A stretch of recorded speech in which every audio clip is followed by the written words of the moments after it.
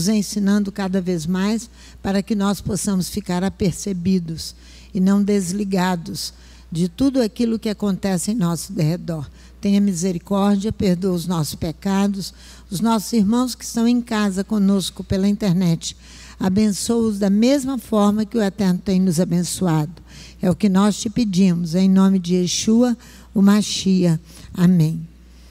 Vamos então lá no Levítico, no capítulo 1.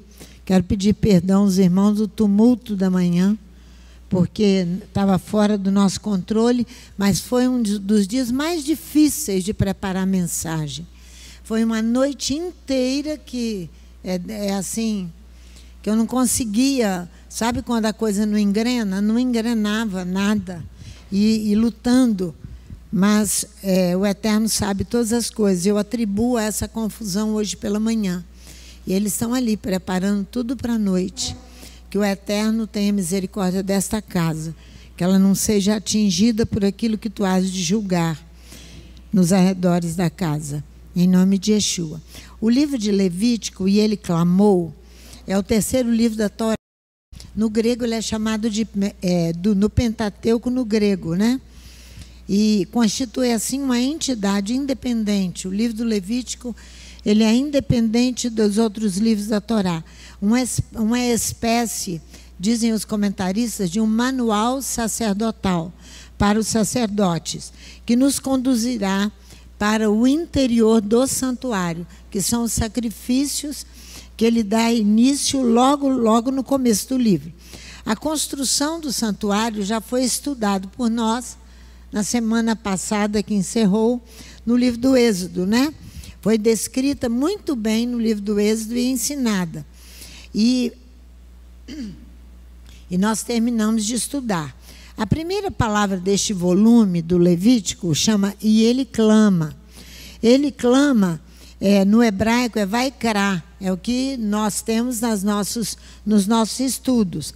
Ele vai designar a Torá ha-kohanins, ou seja, a Torá dos ministrantes, a lei para os ministrantes.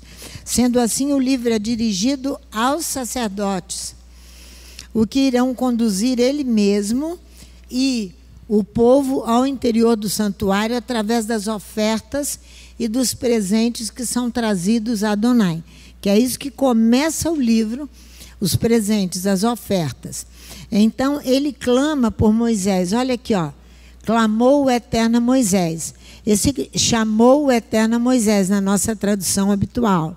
É Vaikra, não é? E a Septuaginta traduz como Levíticos, né? Mas no hebraico é chamou ou clamou o Eterno a Moisés, e da tenda da congregação e lhe disse: fala aos filhos de Israel e dize-lhes: quando algum de vós apresentar oferta ao Eterno, presente ao Eterno, trareis as vossas ofertas de gado e de ovelhas. Então você vai ver aqui que a raiz da palavra hebraica, vaikra, ele é quara, significa gritar, clamar e proclamar a Torá. Você vê que nós fomos a Brasília no primeiro dia da semana, no primeiro dia de Vaikra. Agora, deixa que o capítulo 1 vai no 3, no 4, que você vai ver aqui uma ordem para o Nasci. Aqui você encontra no capítulo 4, no versículo 21, 22, a seguinte ordem, ó. Quando um príncipe pecar por ignorância, fizer alguma de todas as coisas que o Eterno, seu Elohim, ordenou não se fizessem, ele se tornou culpado. Esse príncipe aqui é um governante, ele é um Nasci. Então, quando ele peca contra Adonai, por que Adonai nos disse que ele não consegue remover o que ele fez? Porque é diferente um pecado do Wagner, da Sandra, para um pecado de um príncipe, de um governante de uma nação. Quando expõe publicamente, mundialmente, um desejo do seu coração. Ele expõe, é totalmente diferente.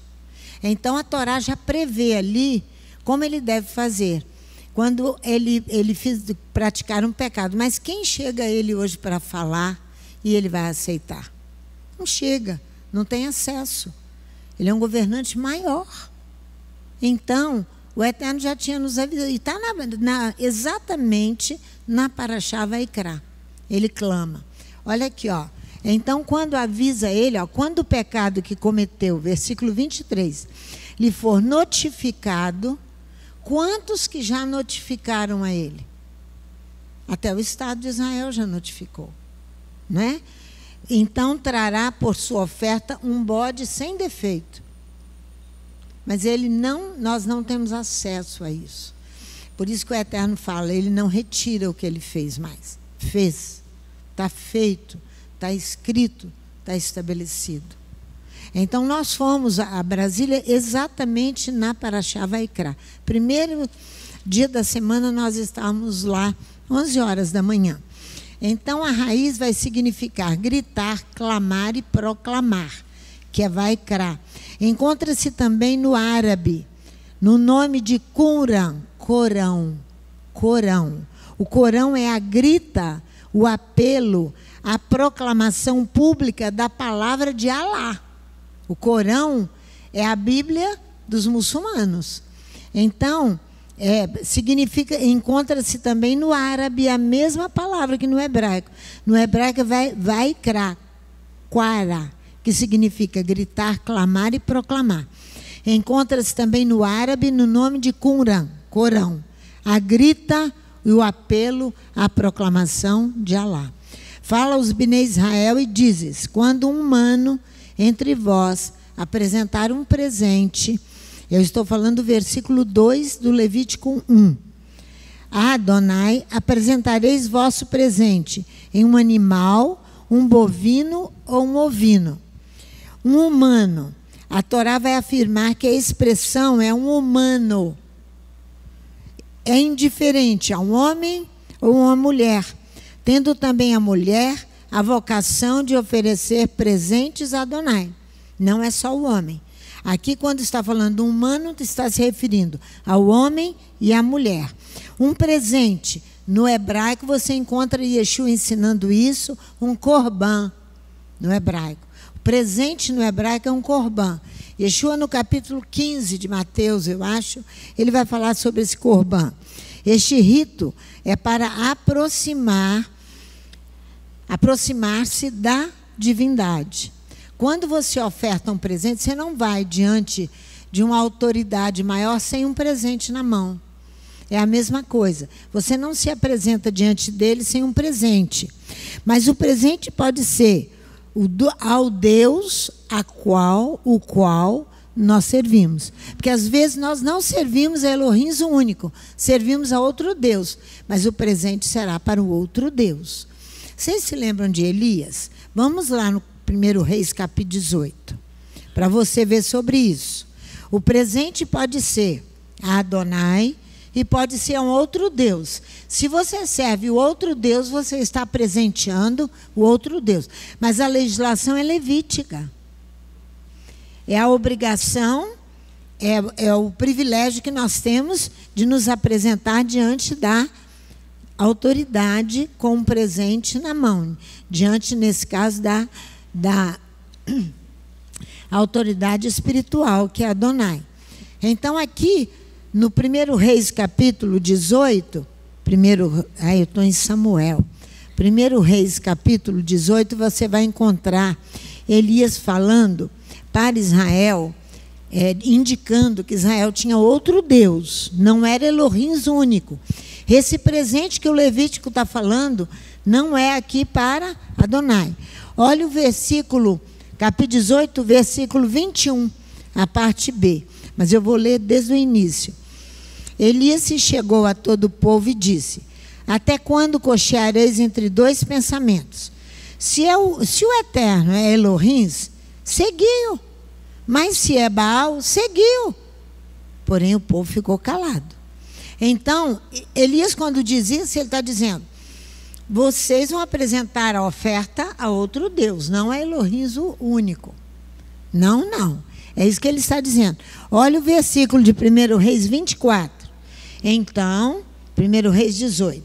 Então, invocai o nome do vosso Deus. Não é o Elohim único de Israel que está recebendo o presente. O Deus que responder no meio do fogo, esse aqui é Deus. Versículo 24 do 1 Reis 18. Eu li o versículo 21, agora estou lendo 24. Então invocai o nome do vosso Deus, porque você vai apresentar um presente a Adonai para você se aproximar dele. Isso é Vaikra, clamar, gritar o nome de Adonai. Se é o Elohim único, é isso que Elias está fazendo, criticando ali de Israel. Se é o Elohim único de Israel, você e eu devemos nos apressar e fazer chegar o presente a ele numa relação íntima, individual e coletiva. Você faz isso agora em Pessa. Se é Elohim que você adora, você deve se apressar para celebrar Pessa, e numa relação íntima, individual e coletiva, pois o rito permite a comunhão de todos. Esse rito da oferta do presente permite a comunhão de todos que vão participar. Por isso que eu disse, se nós vamos trazer, se algum de vocês escolhe, não, eu vou trazer a minha refeição de casa. Pode trazer, mas você não completa isso aqui, ó. Seu presente não será coletivo, porque você não encerra o rito do sacrifício. Porque o Levítico vai falar, os sacrifícios de expiação pelo pecado, o sacrifício de cereais, o sacrifício de pacificações. Logo mais à frente, ele vem falar da pureza que se precisa manter para se relacionar com Adonai. Capítulo 23, todas as festas. Então, a festa está incluída como uma oferta que você faz. Você não traz a sua oferta para o dia de Pessa, para Pessa. Não vos apresenteis de mãos vazias perante o Eterno. É isso aí. Ela é coletiva e ela permite a comunhão de todos, aqueles que dele participam. Então, nós podemos concluir que Vaikra, o livro de santidade, o livro sacerdotal, clamar, possui uma estrutura homogênea. É uma composição inteira do livro de igualdade. Homogênea, igual. Todo o livro de igualdade. E também é simples. Cumprimento de tudo aqui que o Levítico vai exigir dos sacerdotes e de nós é muito simples, mas é tributária. Olha o que eu falei. Ela é simples, produz a comunhão de todos, o presente no final, mas ela é tributária. O que é tributária? É relativo a uma contribuição que você dá. Você não paga o tributo, agora nós não estamos pagando pelo imposto predial aí, IPTU, nós não estamos pagando? Pois então, é uma contribuição que nós damos à cidade. Então, para você está falando de uma coisa física, mas as questões espirituais também são contribuições tributárias, relativa ao tributo. Aquele ou aquela que paga tributo, porque o presente é oferecido.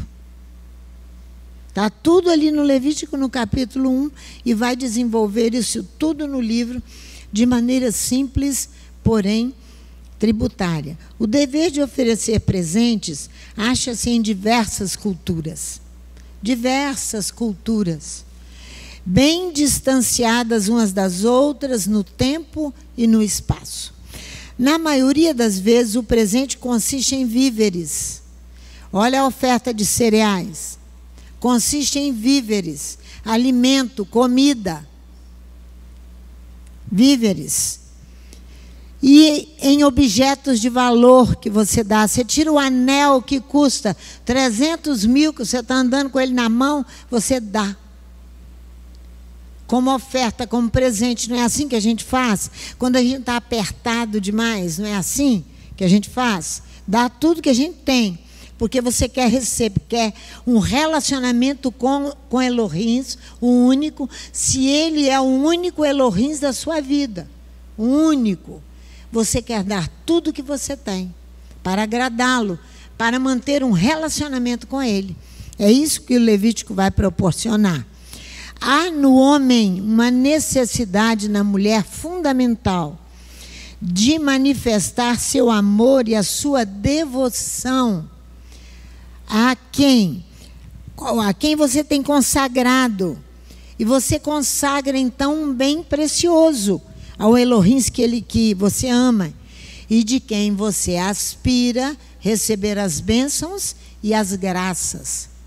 Você dá, mas você aspira a receber a proteção, a bênção e a graça. O presente é, portanto, a manifestação concreta desse amor. Olha só que está aqui, ó. Fala aos filhos de Israel e diz: quando algum de vós apresentar presente ao Adonai, trareis os vossos presentes de gado e de ovelhas. Olha só. Então é uma manifestação concreta, palpável desse amor, que se exprime gratuitamente, voluntariamente, através da prece, através da meditação, através do canto. Olha o coral, está cantando lindamente. Isso aí exprime gratuitamente, voluntariamente, o seu presente Adonai, a sua prece Adonai, seu relacionamento que você quer manter com ele. Eu estava sentada aqui ouvindo o coral cantar. As músicas são lindas porque é a palavra cantada. São lindas. Não se encontra, a gente passa. Eu passo às vezes na porta de determinadas igrejas.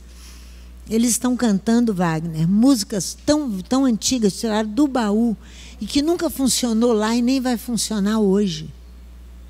Nunca funcionou lá atrás, porque não curou a alma do homem para ele deixar de ser um fornicário, a deixar de viver dos seus vícios. Nunca curou.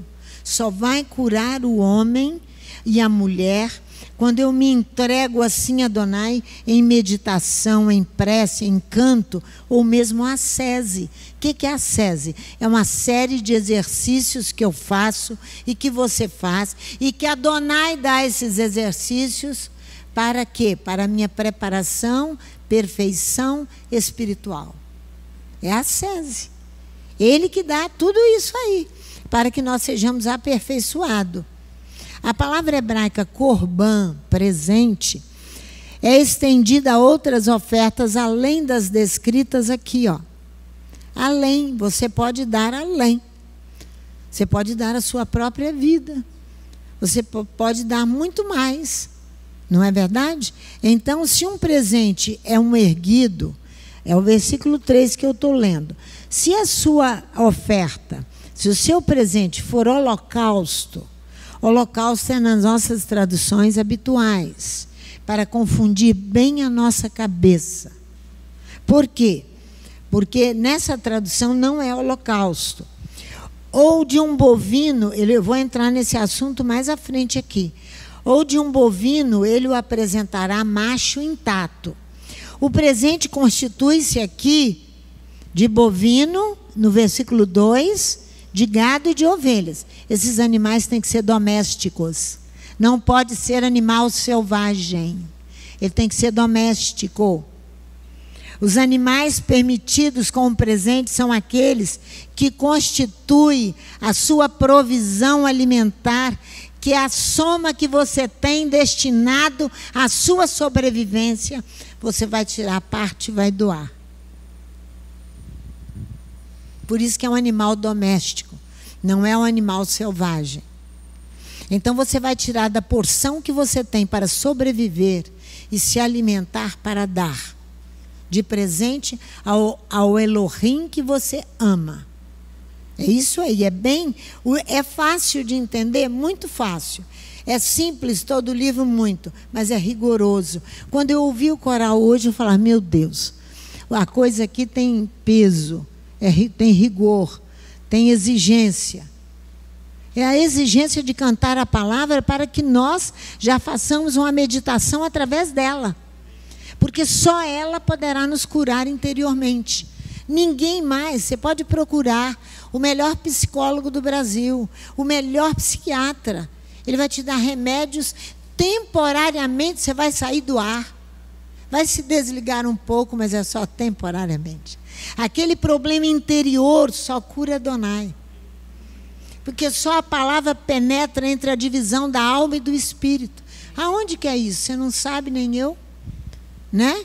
Então, a provisão alimentar é a soma destinada à sobrevivência do homem. A parte mais rica é oferecida a Adonai. Portanto, o presente deve ser valioso. Valioso. Deve ter custo. Eu não darei nada ao meu Deus, diz Davi, que não me custe nada. Então você já sabe que o presente tem que ser valioso. O animal deve ser macho e intacto. O que é intacto? Não se tocou nele, ele é puro. Aqui, ó. Aqui, ó, quer ver? Um erguido de um bovino, ele o apresentará macho intacto. Porque o macho tem mais valor que a fêmea. Sabia? Diante de Adonai? É. Ah, mas essa Torá é muito difícil. Não é não. Não é não. É nós nos submetermos a entender a vontade de Adonai revelada. É. Oi, minha filha. Então, toma aqui, não para as pessoas em casa ouvirem, senão elas não participam. Então, hoje de manhã eu li a palavra, né, da Torá de hoje, e aí eu fiquei imaginando, porque o sacrifício do príncipe é um macho, mas o sacrifício do povo é a fêmea. Aí eu fiquei pensando, né, a diferença. Não, talvez o Eterno assim entenda algo que a gente ainda não compreende, mas que existe essa diferença, existe, sim. É por causa do valor. É, e nosso não houve, né? Nosso não houve. Mas tem que haver o casamento entre o príncipe e o povo. Exatamente. É isso aí que nós estamos estudando. Adonai olha detalhes nas coisas. Então, a pessoa não se atenta para isso, Priscila, né? Então, o animal deve ser macho, intacto. Aquilo que não se tocou, ele é puro. Ele não é doente nem mutilado. Olha a reclamação do profeta Malaquias quando se dá de oferta um presente mutilado. Vamos lá. Malaquias, capítulo 1, de 7 a 17. Malaquias lá perto de Mateus. Malaquias, capítulo 1. Olha lá. De 7 até... Olha só, até o 14, é 17, de 7 a 14. Olha só, Malaquias 1, versículo 7. Oferecereis sobre o meu altar pão imundo e dizeis, em que havemos profanado? Nisso que dizeis, a mesa do Eterno é desprezível. Quando trazeis animal cego para o sacrificardes, isso não é mal? E quando oferecereis o coxo ou doente, isso não é mal? Ou apresenta-o ao governador, terá ele agrado em ti e te será favorável, diz o Eterno dos Exércitos. Agora suplicai o favor de Elohim para que se compadeça de nós. Com tal oferta da vossa mão, aceitará ele a vossa pessoa? Viu o relacionamento que não é feito? Diz o Eterno dos Exércitos. Oxalá houvesse entre vós alguém que fechasse as portas para que não acendesse debalde o fogo do meu altar. Eu não tenho prazer em vós, diz o Eterno dos Exércitos, nem aceitarei da vossa mão a oferta. Desde o nascente do sol até o poente, o meu nome será grande entre as nações. Em todo lugar se oferecerão ao meu nome incenso em uma oblação pura, porque o meu nome será grande entre as nações, diz o Eterno dos Exércitos. Mas vós o profanais, quando dizeis, a mesa do Eterno é impura, e o seu produto, isto é, sua comida, é desprezível. Por isso que nós não podemos celebrar Pêssah da forma que nós fizemos na ação de graças. Não pode. Ai, fala aqui. Porque aquilo que eu deixo sobrar é o meu desprezo. Aquilo que eu deixei sobrar é o desprezo que eu fiz a uma alimentação feita para vocês. Está aqui Eliana, está aqui Regina, está Madá. Todas elas, a Luzia que não está, todos trabalham na cozinha. Sabem que a gente faz ali, quando a Conab veio entregar quarta-feira todo o alimento, eu na próxima vez eu vou preparar o suco para eles. Eu pus um cafezinho, para a filha do agricultor e ele. Vieram os dois. Ela se pôs a chorar. Eu pus um cafezinho, um biscoitinho e orei com eles, Luciano, agradecendo ao Eterno por aquela abundância que os nossos beneficiários receberiam e nós na cozinha.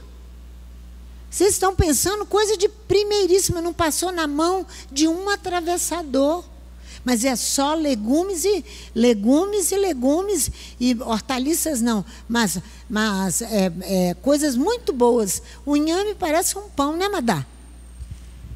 Então isso é para deixar de resto, isso é dizer, isso aí, é um desprezo. Porque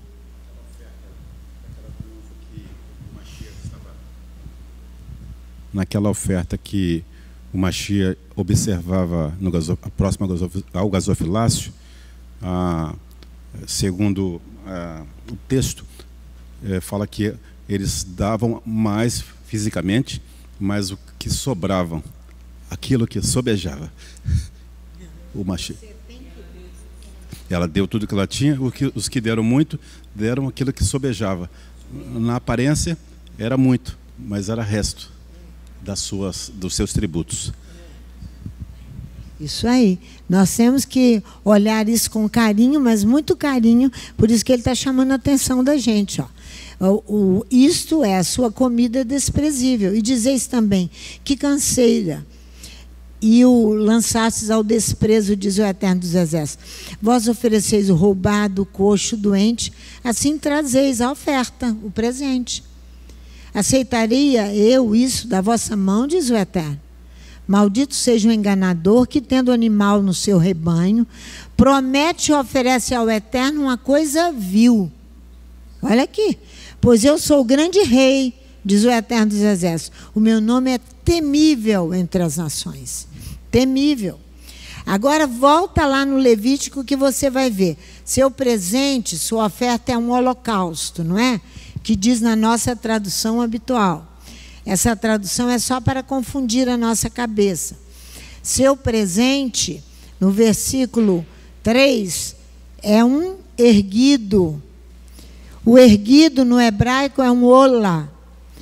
Nas traduções habituais é holocausto. Holocausto, de acordo com a versão dos 70 da Septuaginta, ela traduziu como holocausto. Holocausto significa queima, reduzir a cinzas, cremação de cadáveres. Isso é holocausto. Se essa tradução da Septuaginta está correta, não, ela é para confundir. Porque é um erguido no hebraico. Um erguido, ola, no hebraico significa aquele que sobe. Aquele que sobe aquela rampa que você viu hoje, mas não é aquela, é a rampa do altar. Que sobe a rampa do altar é quem? É o ofertante. É aquele que vai subir com a sua oferta. Sob a rampa que leva ao altar para conduzir o quê? O animal. Que animal que ele está conduzindo? Ele mesmo. Nas mãos ele tem um cordeirinho.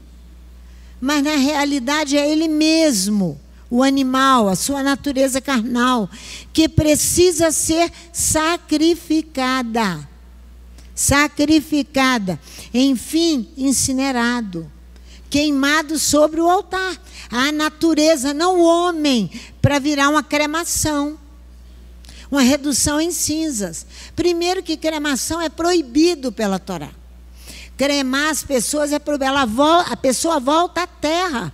Ela volta ao pó, onde Adonai a fez do pó. Aí você escolhe que me mande te queimar inteiro a hora que você morrer, que alguém vai subir aí no helicóptero, no avião e vai jogar as suas cinzas. Para quem? Para o além. para o além, só pode ser. Então, isso é uma coisa desagradável a Adonai, porque é uma desobediência à Torá. Isso não é permitido. Isso é proibido. Então, olha só, sobe como fumaça depois, quando a natureza do homem que se submete à queimada, aí sobe como cheiro suave. Adonai. Oferta de elevação. A quem nós oferecemos a oferta, né? A ação de elevar a uma posição superior, não é? Você e eu precisamos compreender que este lugar elevado, que os sacrifícios nos outorga, sacrifícios prescritos aqui no Levítico nos outorga, nos dá o direito de fazer, é nobre e muito sublime. É nobre e muito sublime, pois o objetivo principal é obter a absolvição de quê? Das faltas. O perdão dos pecados. Olha lá o Nasci. O que ele tem que fazer, o príncipe? Ele tem que pegar um boi e oferecer a Adonai, um macho intacto, que nunca foi tocado, a Adonai. Mas ele nunca conheceu o que é permitido ou o que é proibido. Ele nunca vai saber isso. Então você é muito mais privilegiado. Muito mais, porque você conhece Torá. Você conhece. O que vai te fazer obter o perdão dos pecados? O que vai fazer? Porque o erguido inteiro é oferecido a Adonai de baixo para cima, projetando num plano vertical. Projetando num plano vertical. Como é que você faz com a arquitetura que foi toda projetada assim? Como você faz? Vai derrubar tudo? Só Adonai com seus terremotos, e que não é que derruba tudo para poder construir outra vez, o homem fazer outra vez.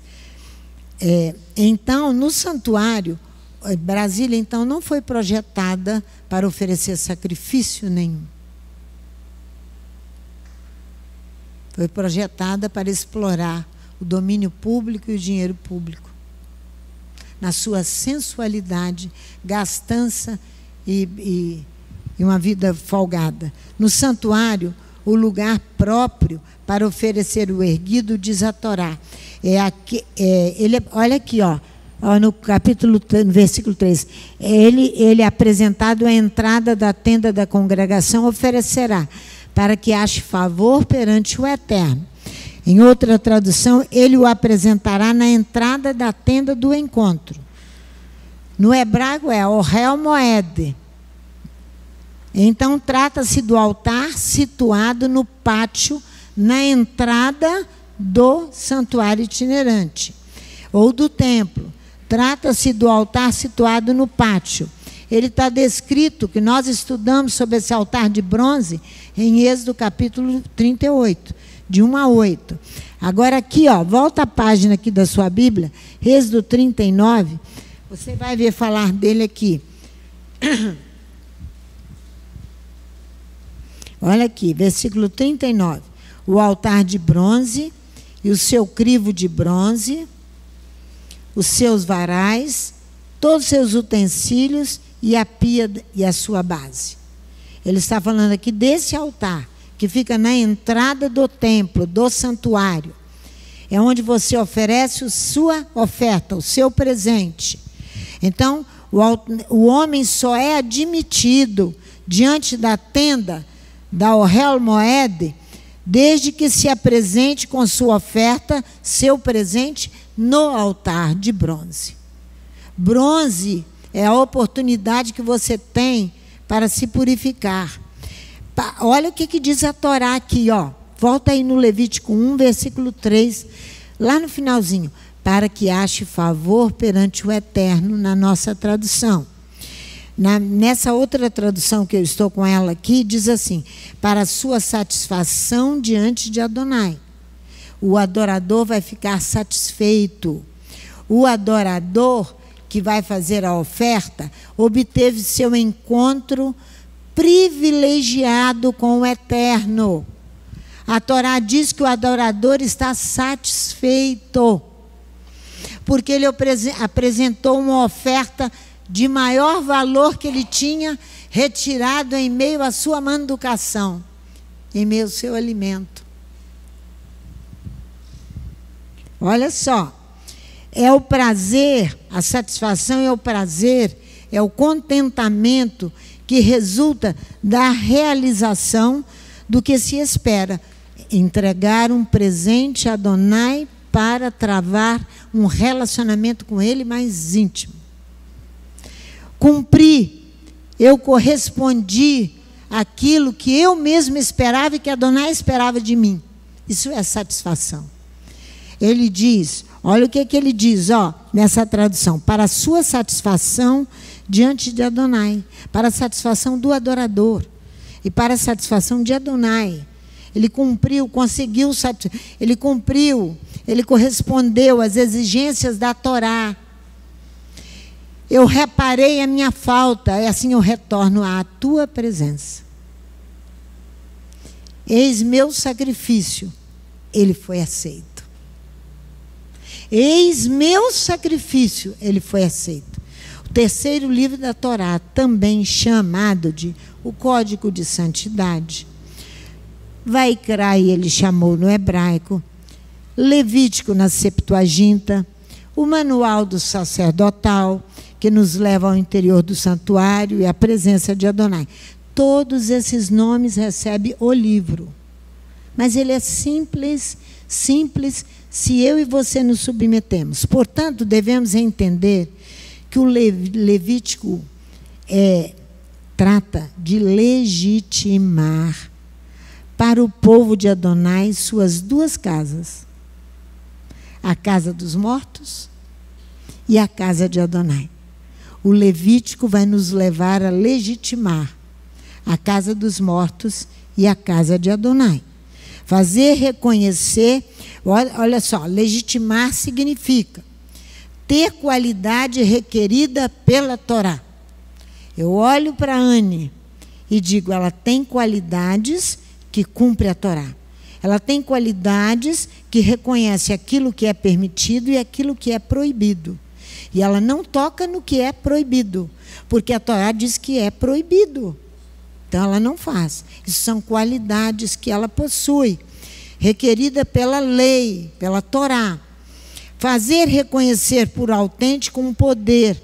No nosso caso, fazer reconhecer por autêntico o poder de Adonai. É o nosso caso. Essas duas casas devem pertencer legitimamente ao povo saído de Abraão.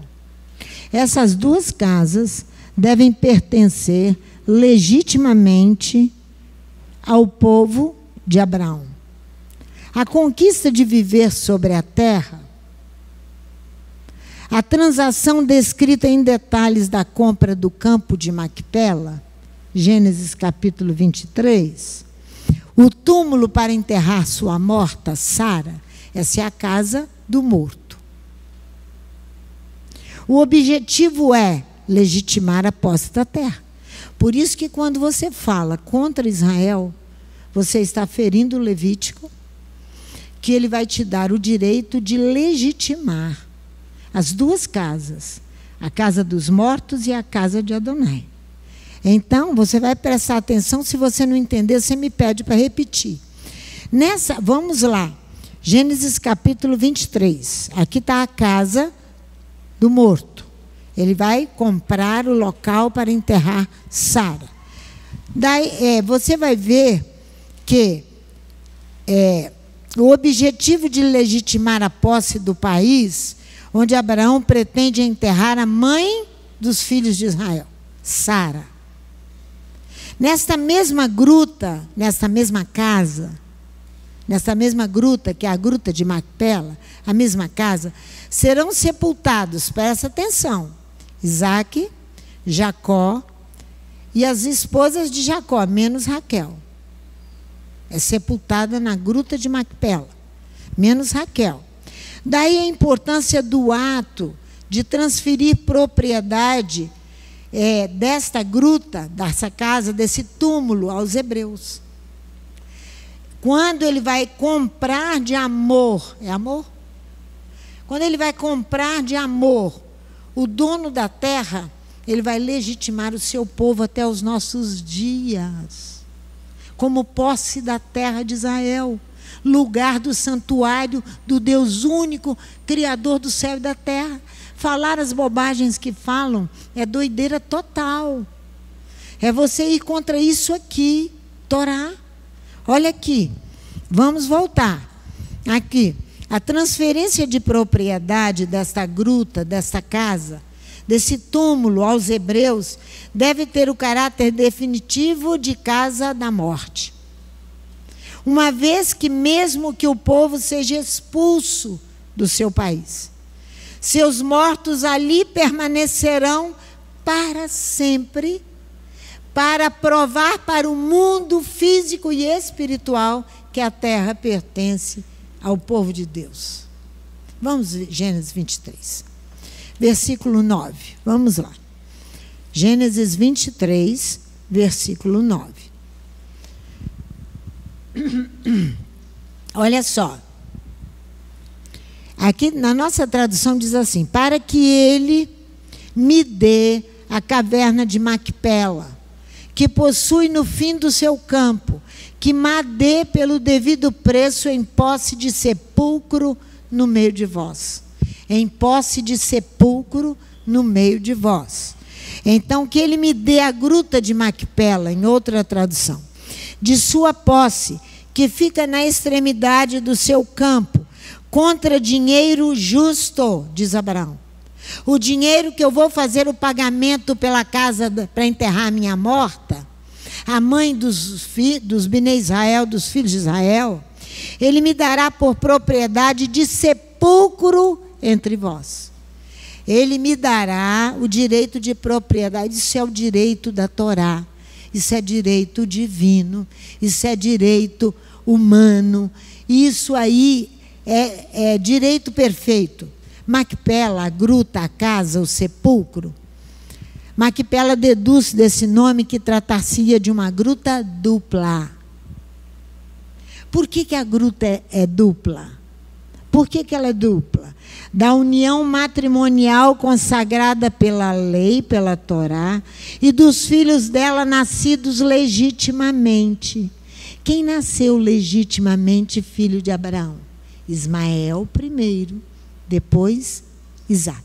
São todos dois legítimos? Sim, filhos de Abraão, Ismael e Isaac. Então a gruta é dupla. Dupla. Gênesis 17, 20, vai lá comigo. Gênesis, volta a página aí um momentinho da sua Bíblia. 17, 20. Quanto a Ismael, olha aqui. E quanto a Ismael, também te tenho ouvido. Ele fala com quem? Com Agar, a concubina. Olha aqui, eu te tenho ouvido. Certamente o abençoarei. Falo-ei fecundo e multiplicarei grandissimamente. Olha aqui. 12 príncipes gerará, e dele farei uma grande nação. Não é isso aí que você acabou de ouvir? Olha só. E quanto a Ismael, também te tenho ouvido. O verbo aqui é chamar. O verbo aqui é chamar. Ouvir no hebraico. Também este menino carrega um nome de promessa. E a promessa será mantida. Gênesis 16, 15. A promessa feita a Ismael é clara. Um povo sairá dele e 12 soberanos sairão da sua descendência numerosa. É a propósito dos versículos desse gênero que o Alcorão acusa os judeus de terem falsificado a Escritura. O Alcorão acusa. Vocês, para conversarem com muçulmanos, vocês vão ter que conhecer essas coisas. O Alcorão, eu tenho aqui toda a citação, ó.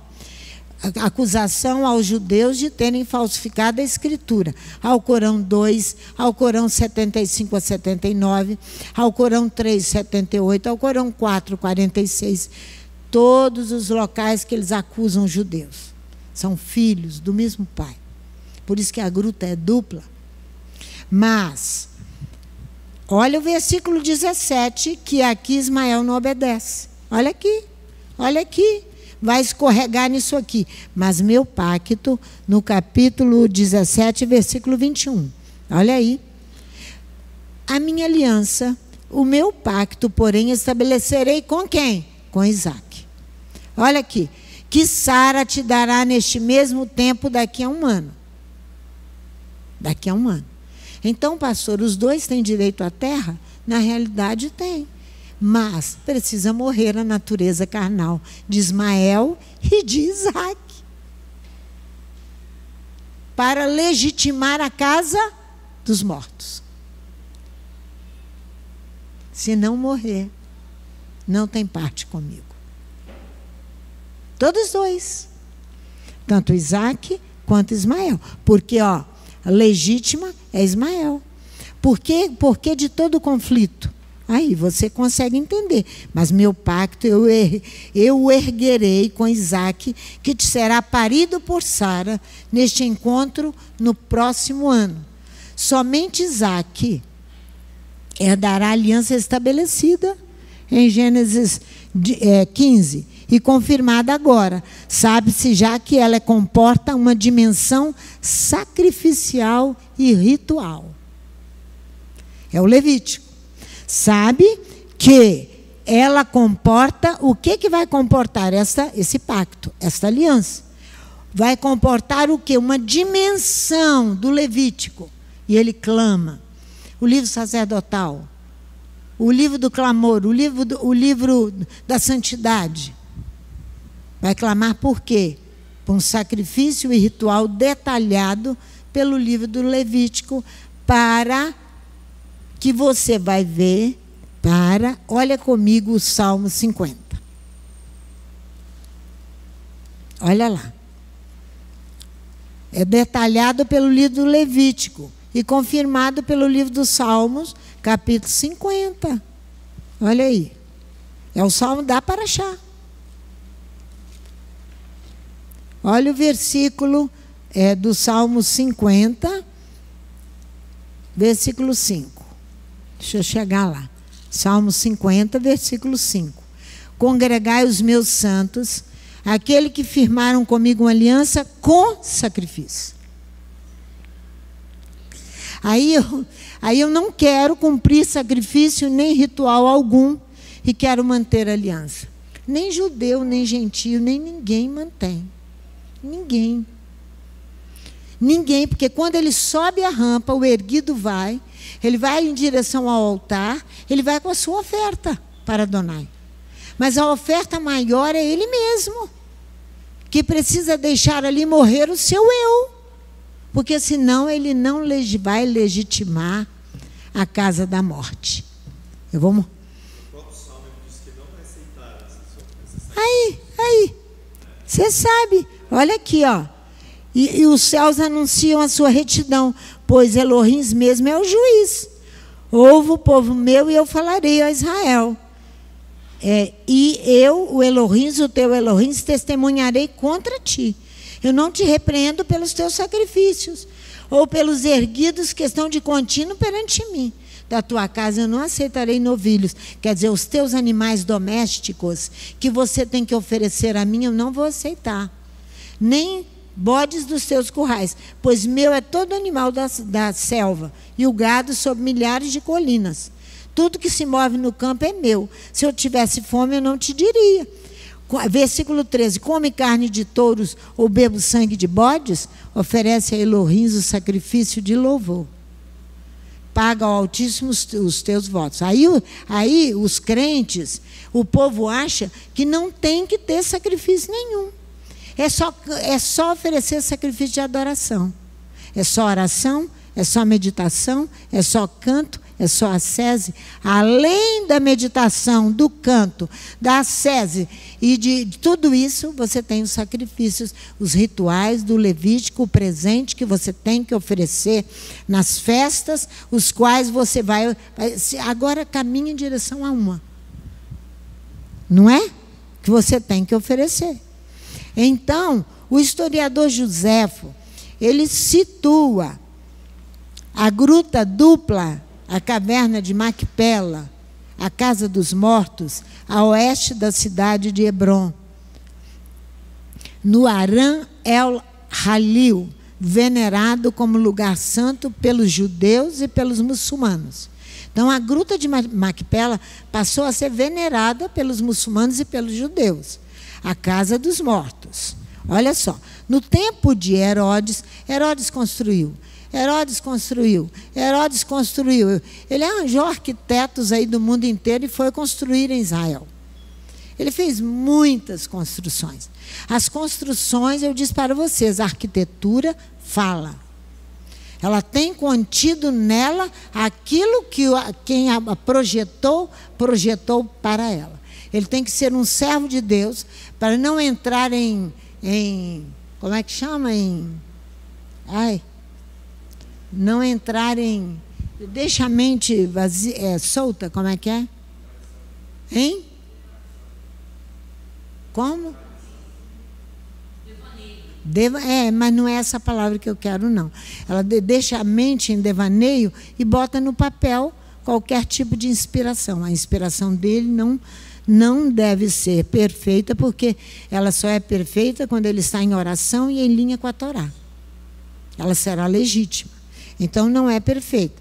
Nos tempos de Herodes, o sítio foi recoberto por construções muito reconhecíveis, sobre as quais elevavam-se uma arquitetura medieval. Uma arquitetura de Herodes era da Idade Média. Então, uma arquitetura caracterizada pelos vícios da Idade Média. O local foi parcialmente escavado, a gruta de Macpela. Foi escavado em 1920, na nossa era. Tais escavações confirmaram que nos tempos de Herodes, ali era venerada a sepultura, o túmulo dos patriarcas. A gruta de Macpela. Abraão a legitimou. Abraão a comprou. Em preço justo, pagou pelo local para ter direito e posse da terra. Ele vai legitimar. Abraão, quando emprega uma terminologia jurídica da época para comprar a gruta, ele diz: contra dinheiro justo. Ele me dará por propriedade Macpela. Olha só, contra dinheiro justo. O dinheiro de Abraão era um dinheiro ganho com justiça. Não era caracterizado por roubo e nem por propina, nem nada. Contra dinheiro justo. Ele lhe dará por propriedade a gruta de Macpela. Ele vai legitimar a casa dos mortos, do sepulcro entre vós. Então, a intenção de Abraão é clara. E a transação é inequívoca. A negociação é tratada não apenas como vendedor de Efron, mas com os filhos de Et, para acentuar bem o caráter político e público da operação. Vamos lá. Gênesis 23. Gênesis 23. Torá é muito sutil e muito exigente também, que nós vamos ter que prestar atenção, ter um coração puro para poder estabelecê-la. Você vai ver que o caráter é político e público. Gênesis 23, versículo 10. Olha aqui. Ora, Efron, o heteu, estava sentado no meio dos filhos de Et. E respondeu Efron a Abraão, aos ouvidos dos filhos de Et, de todos que entravam pela porta da sua cidade, dizendo: então foi público ou não foi? Era na entrada da porta, lugar de julgamento, passagem de muita gente. Foi público. Os filhos de Et ajudaram ali declarar que a questão era pública. Hein? Testemunhas. Para dar total publicidade ao ato. Para dar total clareza e publicidade ao ato. Estes que chegam como povo da terra constituem uma assembleia representativa, competente para dar validade à venda. Esse é um ato jurídico, para dar validade à venda. A família que passou por nós quando nós estávamos orando, provavelmente seja um pastor de Brasília. A mãe dele é de Belo Horizonte, depois nós ficamos sabendo. Eu conversei com a filha dela. A filha estava filmando, mas de olho na gente, filmando e olhava outra vez. Aí o filho vem com a mãe de 90 anos, que estava olhando o palácio, né? E volta com ela. Ele para na frente da gente e diz: muito bem, vocês são luz aqui nessa cidade. Então, foi testificado ali por eles para dar validade ao ato jurídico. Mesmo que um povo seja expulso da terra, seus mortos ali permanecem para sempre. Todos os exílios de Israel, onde Israel foi exilado, Adonai foi junto, gente. Adonai sofre e chora. Os patriarcas sabiam legitimar a casa dos mortos. Jacó adquire dos filhos de Amor uma parcela da terra para seus descendentes. Ali ele planta a sua tenda. Vai lá, Gênesis capítulo 33. Olha aqui, Gênesis 33, o versículo 19 e 20 do capítulo 33. Ali ele planta a sua tenda, ali ele constrói o altar. Ele vai comprar dos filhos de Amor uma parcela da terra para seus descendentes. Aqui, ó, por 100 peças de prata, versículo 19. Ele comprou dos filhos de Amor, pai de Siquém, a parte do campo que estendera em que estendera sua tenda. Então levantou ali um altar e lhe chamou Elohim, o Elohim de Israel. Ele está ali legitimando a terra. E Iosef será enterrado nessa terra. Quem é Iosef? É José. Vai ser enterrado aqui. Josué vai enterrá-lo aqui. Por quê? Porque já estava legitimado por Jacó. É para os filhos, para os descendentes legítimos. Olha só. Josué capítulo 24 vai falar isso. Davi vai comprar uma parcela da terra onde o templo de Jerusalém, será erguido. Segundo Samuel capítulo 24, 21. Olha só, ali o Levítico vai ser cumprido no templo. Olha lá, segundo Samuel capítulo 24. Davi ali vai comprar uma terra e vai legitimá-la para pertencer aos seus descendentes. Versículo 21 do capítulo 24. Olha ali o que ele diz.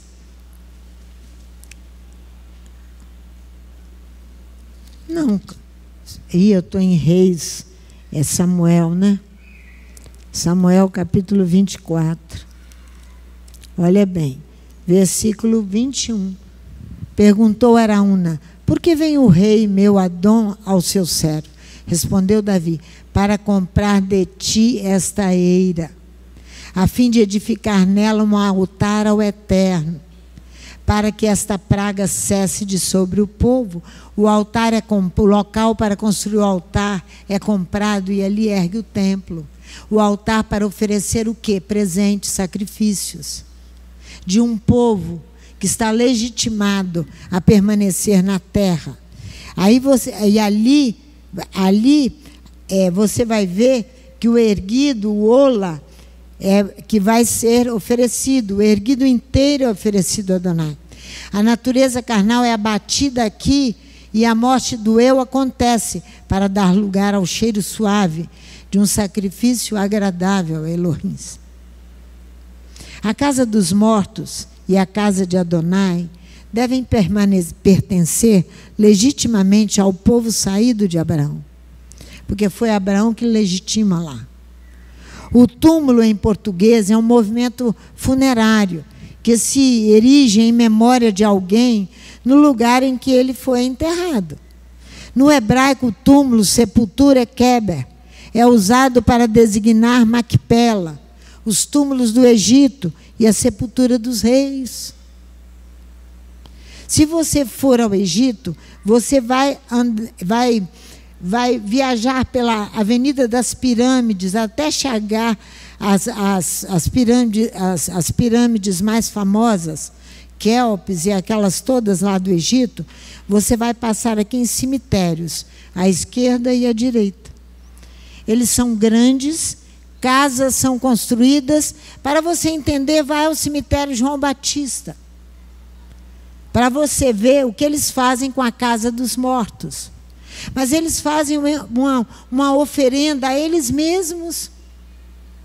Não, a casa dos mortos é para legitimar a sua morte da sua natureza e a minha carnal. É isso aí. Na sepultura dos túmulos do Egito é a sepultura dos reis. O uso de keber está no Salmo 84. Vamos lá para você ver. O salmista vai repetir isso aqui grandemente no Salmo 88. Você vai ver que diz respeito àqueles que descem à sepultura, estão próximos ao Sheol, porque não deixou morrer o eu. Olha aqui o Salmo 88. Veja aí os 3 primeiros versículos. Ó Eterno, Elohim da minha salvação, diante de ti eu clamo de dia e de noite. Vaikra, eu clamo. Chegue a minha oração perante a tua face. Inclina os teus ouvidos ao meu clamor, pois a minha alma está cheia de angústias, é interiorizado o sofrimento. A minha vida se aproxima de quê? Da sepultura do Sheol, porque o interior não foi curado. Não está legítimo a sua casa dos mortos.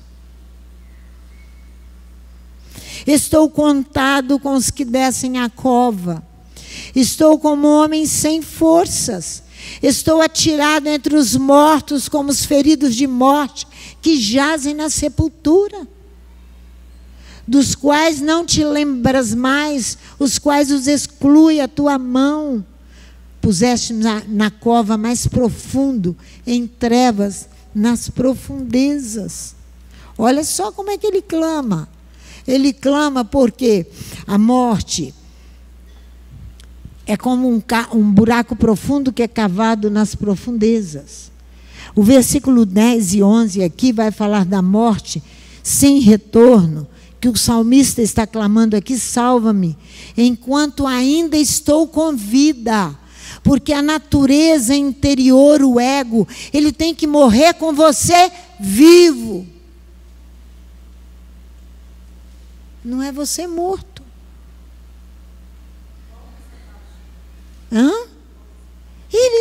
O ego precisa morrer com você. Por isso que ele está nessa angústia. Ele está dizendo: eu estou próximo à sepultura, ao Sheol. Eu vou ser destruído. Olha aqui, mostra tuas maravilhas aos mortos, ele diz. Levanta-te os mortos e te louvam. É anunciado o teu amor na sepultura e a tua fidelidade na destruição. Sabem as tuas maravilhas nas trevas e os feitos justos na terra do esquecimento. Olha aí, ele está submerso na morte. Ele espera um milagre de Adonai para curar o seu interior e erguê-lo.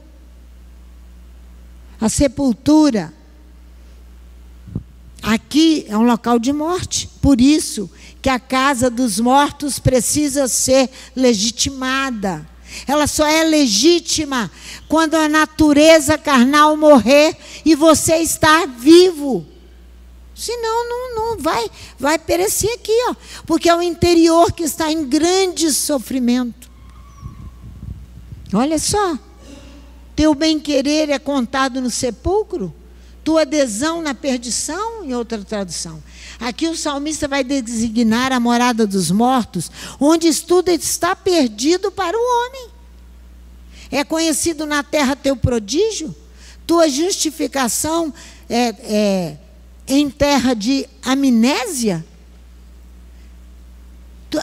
Você vai ser justificado quando você já perdeu a memória total, está em total amnésia. Você vai se justificar como? Por isso que você tem que legitimar a casa dos mortos. Ela só é legítima quando morre a natureza carnal.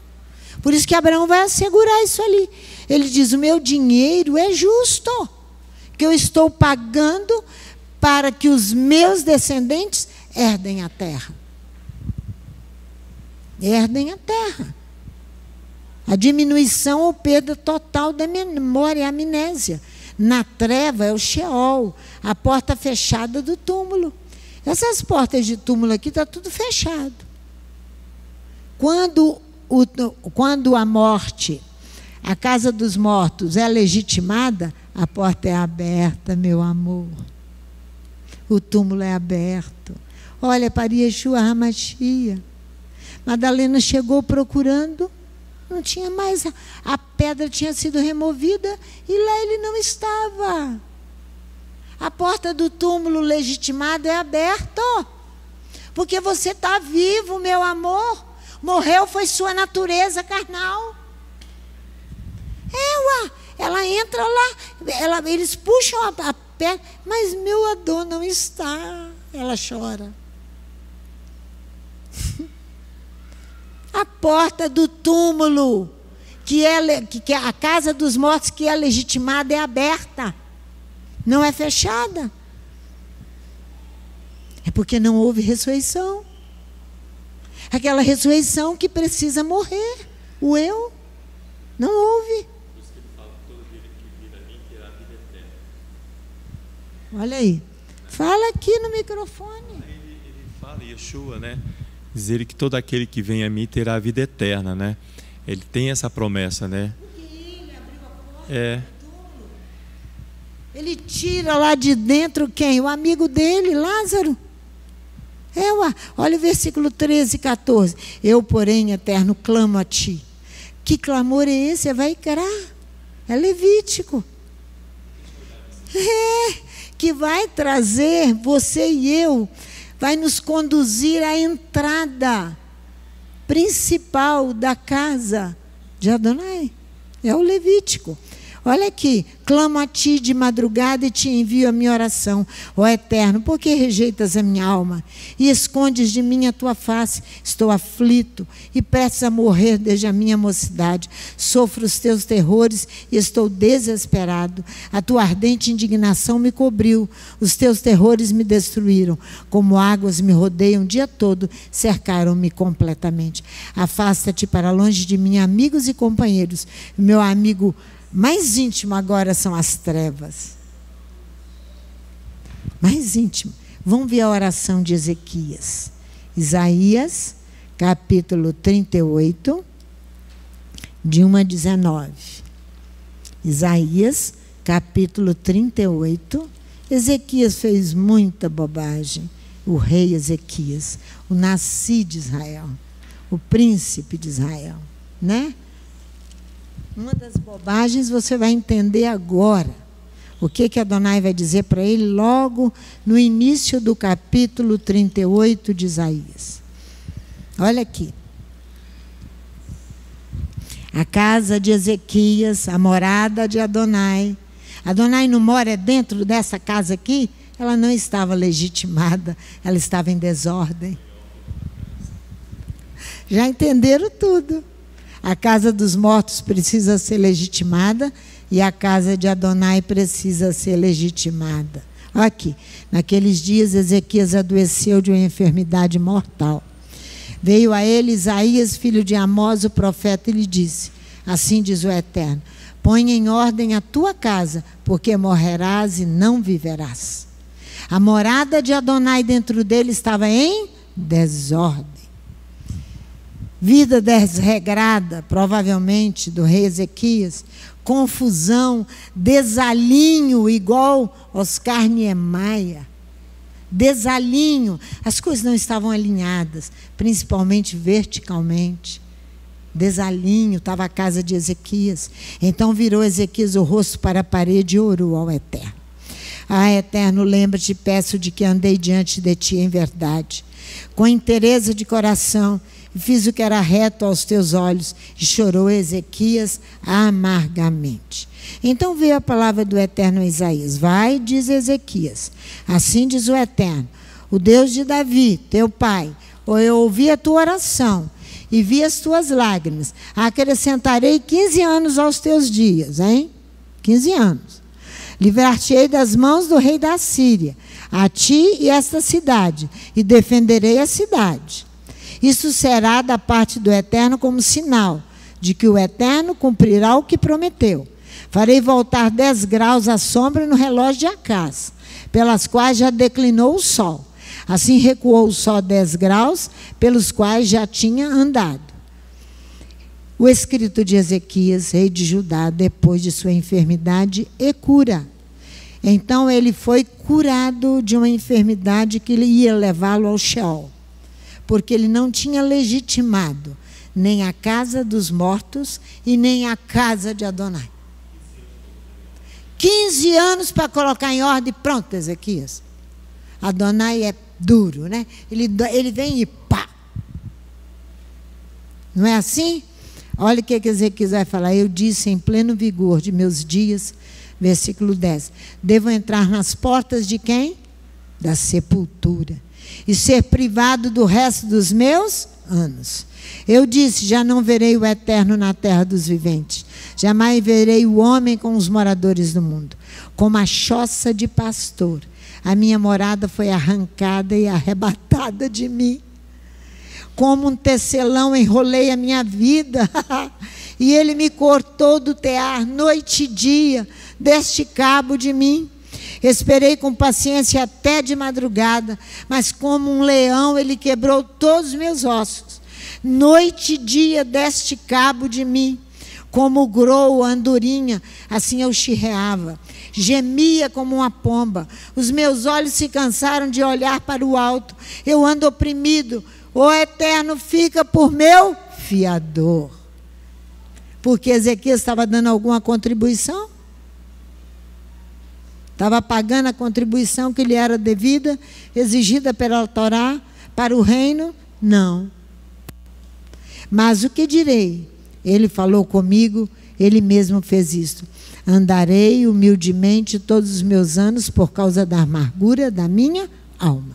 Senhor, por estas coisas vivem os homens, e meu espírito encontra vida nelas também. Restaura-me a saúde e me deixaste viver. Certamente foi para a minha paz que estive em grande amargura.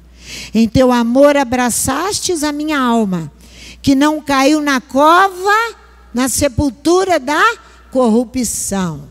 Ele era um príncipe, um nasci, um administrador de uma nação. Olha aí, olha bem aqui. O que ele diz aqui, ó? Olha só. Certamente foi mesmo Stephen Cohen, não caiu na cova da corrupção. Lançaste para trás das suas costas todos os meus pecados, pois não pode louvar-te a sepultura, nem a morte glorificar-te. Não esperarão em tua verdade os que descem a cova. Os vivos, estes louvarão, como eu hoje faço. O pai aos filhos fará notória a tua fidelidade.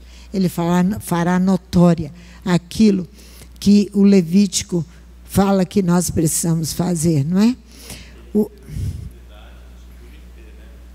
Teve a oportunidade de reverter. A nossa história não é essa. Porque tem que ser um profeta que vai... O Eterno não nos mandou lá para ficar parado naquela praça, armar uma tenda ali e ficar esperando o homem sair. Ir lá e pá, a profecia. Não foi isso. Foi um ato jurídico. Não mandou fazer isso. Sim. Daqui a pouquinho, eu vou voltar lá.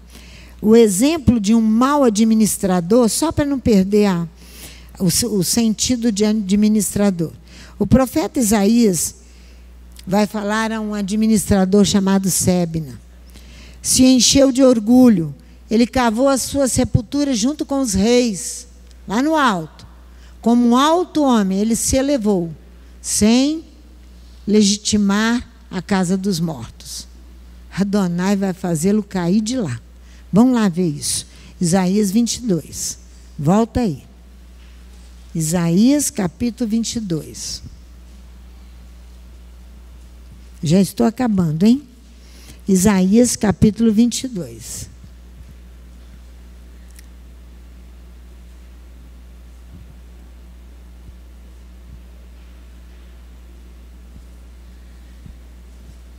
Esse capítulo 22 aqui vai falar de Ezequias.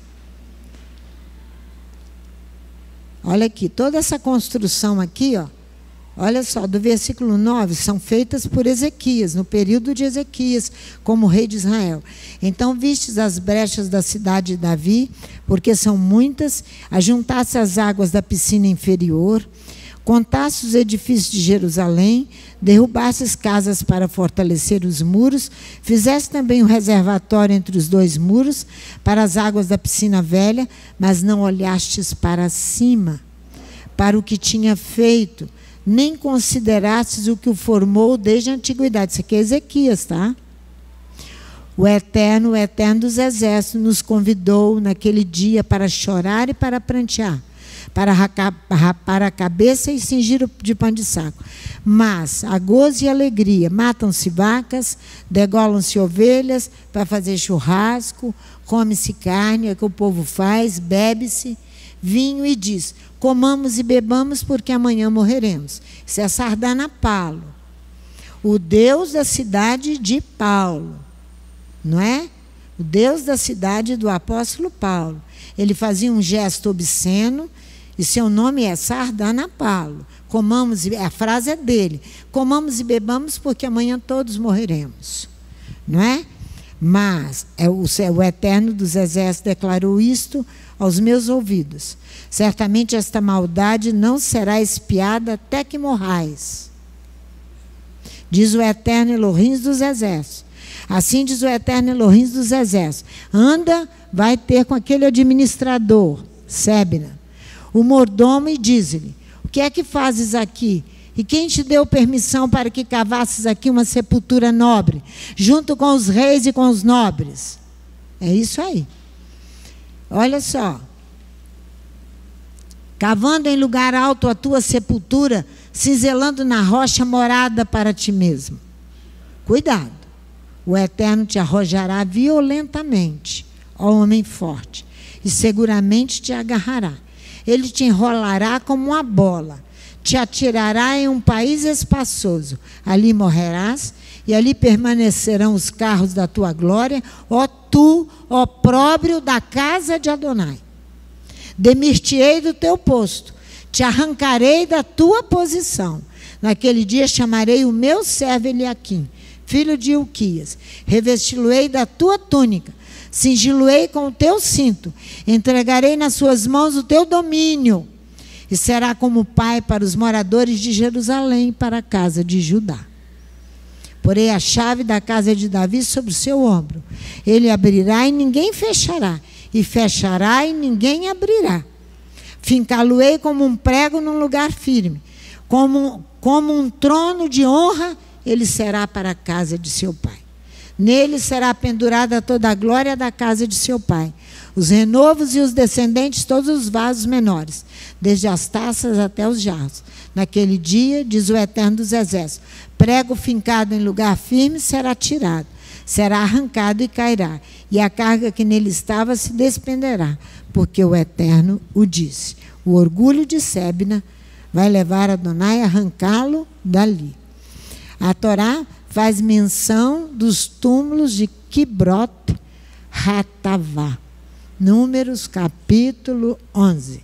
Vamos lá na Torá. Túmulos que não foram legitimados. Eles são chamados Kibrot Hatavá no hebraico, túmulos do apetite, túmulos da sensualidade, túmulos dos desejos carnais.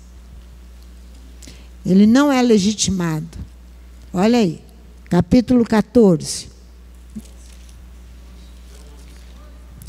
11, desculpe-me, capítulo 11. Eu já pensei mais à frente. Versículo 30 e 34. De 30 a 34. Olha aqui. Depois Moisés se recolheu ao arraial, ele e os anciãos de Israel. Então soprou um vento mandado pelo Eterno, o qual trouxe cordonizes do lado do mar e as espalhou numa extensão de quase um dia de marcha, de um lado e do outro lado do acampamento ao redor, cerca de 2 côvados sobre a terra. Então o povo se levantou todo aquele dia, toda aquela noite e todo o dia seguinte para colher cordonizes, colher carne. O que menos tinha, colhera 10 homeres. Então as estenderam para si ao redor do arraial. Quando a carne estava entre os seus dentes, antes que fosse mastigada, acendeu-se a ira do Eterno contra o povo e o feriu com a praga muito grande. Pelo que se chamou aquele lugar Quibrot-Taavá, porque ali foi sepultado o povo que desejou outro alimento. De Quibrot-Taavá o povo partiu para Hazerote, onde acamparam. Que apetecer significa desejar muito, ter apetite de, cobiçar e ambicionar coisas que são proibidas.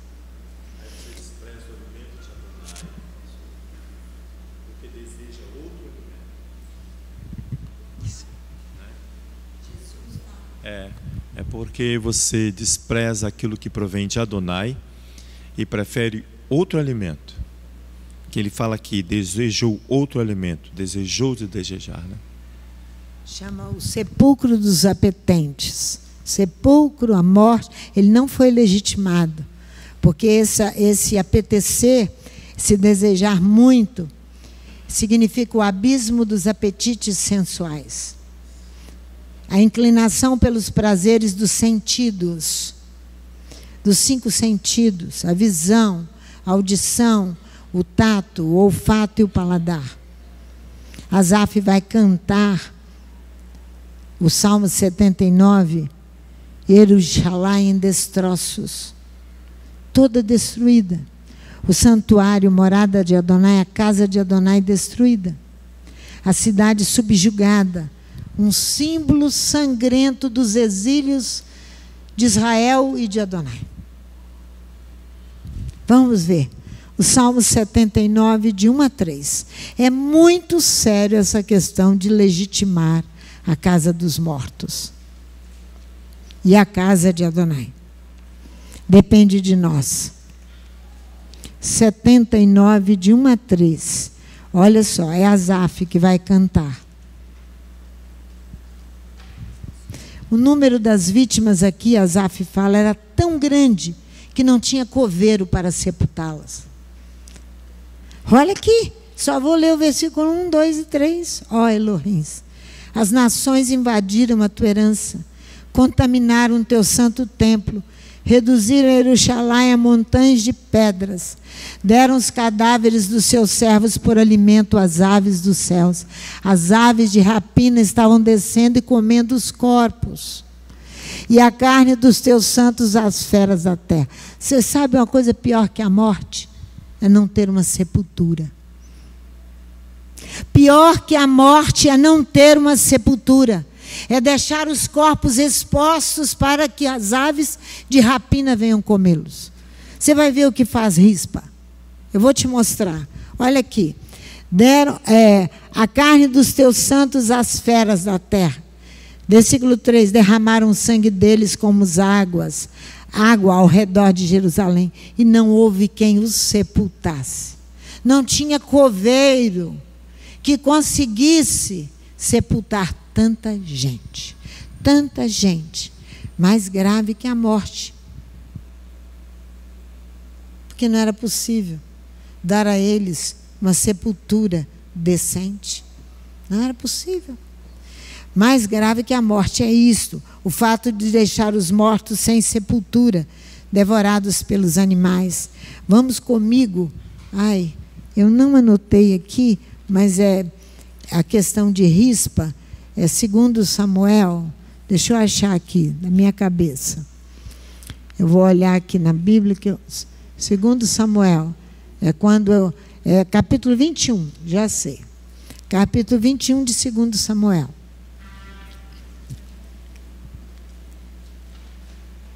Vocês vão ver por que esses meninos vão morrer, os filhos de Rispa. Porque houve nos dias de Davi, no versículo 1, uma fome de 3 anos consecutivos. Consultou Davi o Eterno, e o Eterno lhe disse: é por causa de Saul e da sua casa sanguinária, porque matou os gibeonitas. Chamou o rei os gibeonitas e lhes falou: os gibeonitas não eram dos filhos de Israel, mas do restante dos amorreus. Os filhos de Israel lhe tinham jurado poupá-los. Foi Josué que jurou poupar os gibeonitas. Porém, Saul procurou destruí-los no seu zelo pelos filhos de Israel e de Judá. Perguntou Davi aos gibeonitas: que queres que eu vos faça? Como hei de reparar o que sofrestes, para que abençoeis a herança do Eterno? Porque os céus cerraram, a chuva não caía, o alimento não tinha. Então Davi foi procurar saber. Responderam os gibeonitas: não é por prata nem ouro que temos questão com Saul e com a sua casa, nem tampouco pretendemos matar pessoa alguma em Israel. Perguntou Davi: que quereis que eu vos faça? Responderam ao rei: quanto ao homem que nos destruiu e projetou dizimar-nos, para que não pudéssemos subsistir em termo algum de Israel, e de seus filhos nos deis 7 homens, para que os enforquemos ao Eterno em Gibeá de Saul, o eleito do Eterno. E o rei disse: eu os darei. Porém o rei poupou a Mefibosete, filho de Jonatas, filho de Saul, por causa do juramento do Eterno que entre eles houvera, isto é, entre Davi e Jonatas, filho de Saul. Mas tomou o rei 2 filhos de Rispa, filha de Aiá, que ela tivera de Saul, a saber, Armone e a Mefibosete, como também os 5 filhos de Merabe, filha de Saul, que ela tivera de Adriel, filho de Barzilai, Meolatita, 7 homens, e os entregou na mão dos gibeonitas, os quais os enforcaram no monte perante o Eterno. Caíram os 7 juntamente, foram mortos nos dias da ceifa, nos dias primeiros, no primeiro da ceifa da cevada, é Páscoa, quando Adonai se levanta contra os ídolos do Egito. Então Rispa, filha de Aiá, tomou um pano de saco, estendeu para si sobre uma rocha, desde o princípio da cega, até que a água caiu do céu sobre os corpos, não deixou as aves do céu pousar sobre eles, nem de dia nem de noite, nem os animais do campo de noite. Foi dito a Davi o que fizera Rispa, filha de Aiá, concubina de Saul. Ela sabia que ela não podia deixá-lo sem sepultura.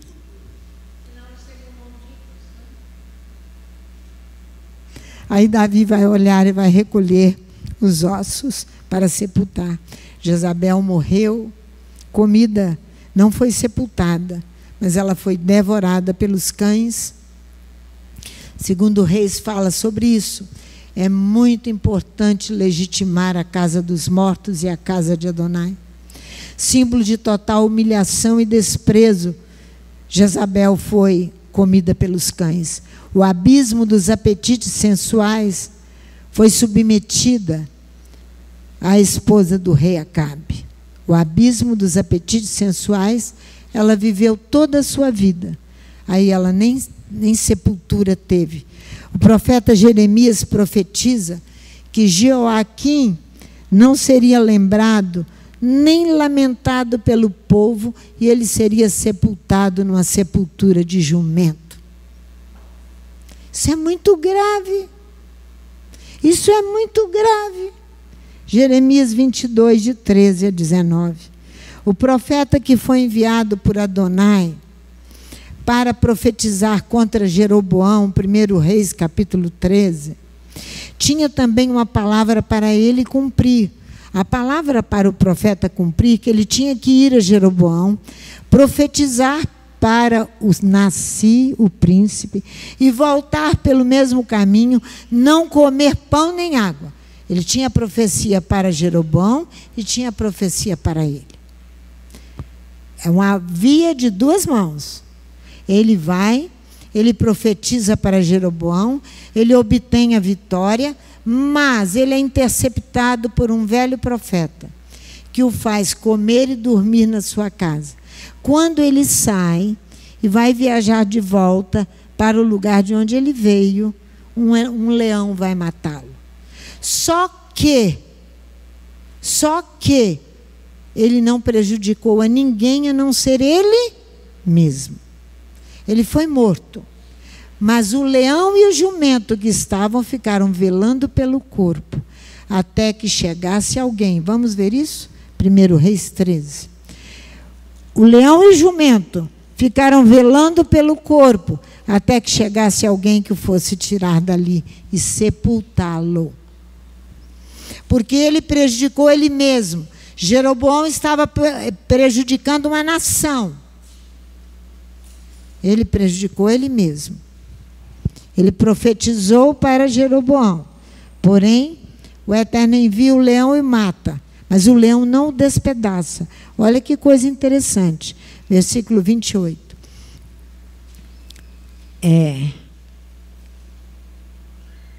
Aqui, ó, versículo 26. Ouvindo o profeta o que fizera voltar do caminho, o velho profeta, é o homem de Deus que foi rebelde à palavra do Eterno. O Eterno o entregou ao leão, que o despedaçou e matou. O leão não o despedaça. Seguindo a palavra que o Eterno lhe havia dito, disse a seus filhos: albardai-me o jumento, e eles o albardaram. Então ele foi e achou o cadáver estendido no caminho, o jumento e o leão parados perto do cadáver. O leão não tinha devorado o corpo, nem despedaçado o jumento. Assim o profeta levantou o cadáver do homem de Elohim, colocou em cima do jumento e o levou de volta à cidade para chorar e para enterrar. Então depositou o cadáver no seu próprio sepulcro e o prantearam, dizendo: ah, irmão meu. Depois de o haver sepultado, disse aos seus filhos: quando eu morrer, me ponha nesse sepulcro juntamente com o profeta. Ele entendeu a mensagem perfeitamente. Aquele profeta não estava preparado para levou a palavra a Jeroboão perfeitamente, e Adonai o ouviu. Mas ele foi enganado no caminho e ele morreu. A conclusão é: nós fomos sepultados com Mashiach. Nós legitimamos a nossa casa dos mortos quando nós somos, vamos lá, Romanos 9, para nós encerrarmos. Quando nós somos sepultados com Mashiach.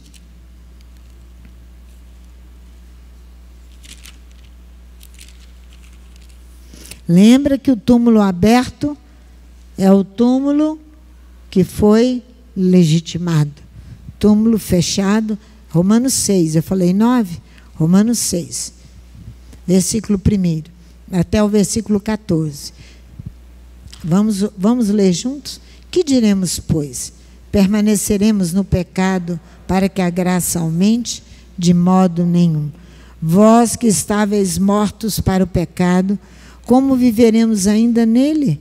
Ou não sabeis que todos quanto fomos batizados no Mashiach, fomos batizados na sua morte? De sorte que fomos sepultados com ele pelo batismo na morte, para que, como o Mashiach ressurgiu dentre os mortos, pela glória do Pai, assim andemos nós também em novidade de vida. Se fomos plantados juntamente com ele, na semelhança da sua morte, também o seremos na sua ressurreição.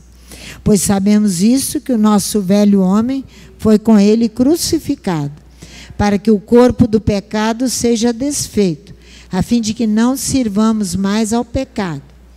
Porque aquele que está morto já está justificado do pecado. Ora, se já morremos com Machia, queremos também que com ele viveremos. Pois sabemos que, havendo Machia ressurgido dos mortos, já não morre. A morte não mais tem domínio sobre ele.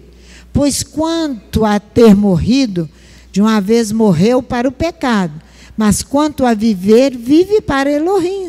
Assim também vós considerai-vos como mortos para o pecado, mas vivos para Elohim em Machia e Yeshua nosso Adão. Não reines, portanto, o pecado em vosso corpo mortal, para lhe obedecerdes em suas concupiscências. Nem tampouco apresenteis os vossos membros ao pecado por instrumento de iniquidade, mas apresentai-vos a Elohim como vivos dentre os mortos, e os vossos membros a Elohim como instrumentos de justiça. Pois o pecado não terá domínio sobre vós, porque não estáis debaixo da Torá, mas debaixo da graça.